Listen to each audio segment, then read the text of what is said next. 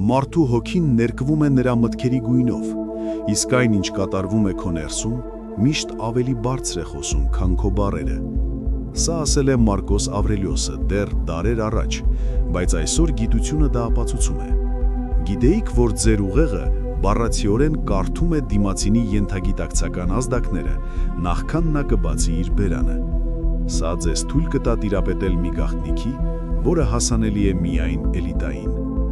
Մեր ուղեղում գոյություն ունեն հայելային նեյրոններ, որոնք ստիպում են դիմացինին զգալ այն, ինչ զգում եք դուք։ Եթե դուք ներքուստ տագնապած եք կամ վստահ չեք ձեր ուժերին, նույնիսկ ամենաթանկարժեք կոստյումը ձեզ չի փրկի։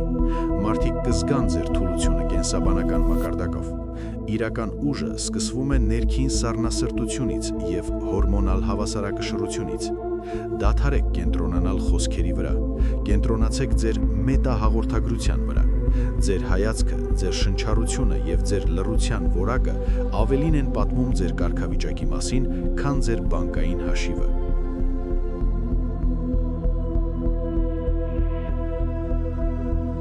Մարդիկ կզգան ձեր թուլությունը կենսաբանական մակարդակով, որովհետև ձեր մարմինը արտազատում է կորտիզոլ, ստրեսի հորմոն, որը գործում է ինչպես անտեսանելի ազդանշան վախի մասին։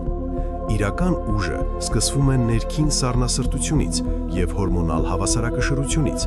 երբ տեստոստերոնը գերակշռում է։ Սովորեք կառավարել ձեր լիմբիկ համակարգը և դուք կկառավարեք ցանկացած սենյակ, որտեղ մտնում եք։ Սա հոգեբանական գերիշխանության հիմքն է։ Գրեք կոմենտում ձեր փորձի մասին։